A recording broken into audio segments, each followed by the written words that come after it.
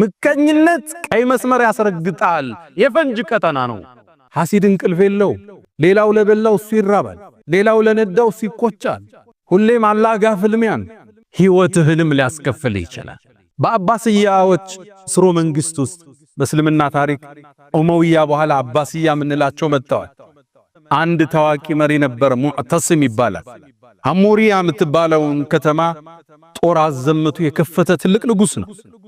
ታዲያ እሱ ዘንድ አንድ ገጠሬ ተወዳጅ ሆነ ይቀርባል ያጫውተዋል ንጉስ ወደደ ያቀርበዋል እሱን በጣም ሲያቀርበው የተመለከተ አንድ ሚኒስትር ይሄን ሰው እንዴት ነው ከዚህ ማርቀው ብሎ ወሰነ ከዛም ቤቱ ጋበዘው ነጭ ሽንኩርት የበዛበት ምግብ አዘጋጀለት እንዲሸታፉ ማለት ነው በጣም አበላው ከዛም ምን አለው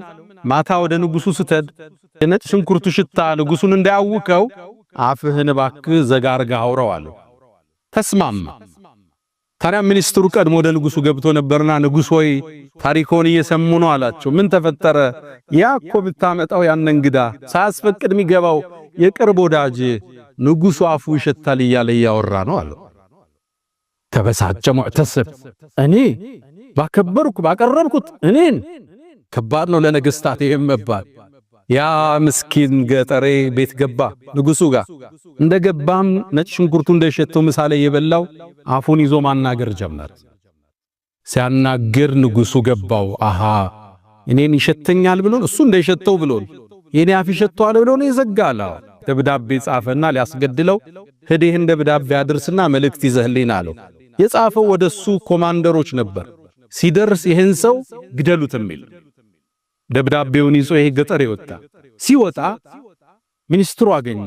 የት ይሄድክና ይሄን ወረቀት አሽጎ ሰጥቶኛል ላደርስ ነው አለው ከዛም ወደ ቤት ነው የምትሄደው ወደዚህ ቦታ አይ መንገዱ ከሚደክምህ እኔ ላደርስልሃል ገላገልከኛ ደብዳቤውን ተቀበለ የት ይዞት ሄደ ወደ ኮማንደሮቹ ሲደርስ የንጉስ ትእዛዝ ነው ለምን እንዴት የለም እንደመጣ ተቀበሉና ቀሉት ያንን ሚኒስትር ከዛ ሚኒስትሩ ሲጠብቅ የለም ንጉሱ 2 ቀን 3 ቀን አላገኘው የተደሲል አይሱኮ ተገሏል አለ ማን ገደለው የሆነ ደብዳቤ ይዞሉ ደብዳቤው ለሌላ እኮ ነው የሰጠው አስጠራ ያን ገጠሬ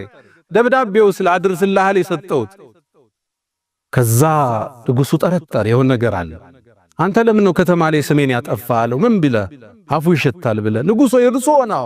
ለኳፌን የዘጋውት ለርሶ እሱ ያበላኝ ነጭ ሽንኩርት እንደሸተው ከዛም አንድ ቃል አለ لله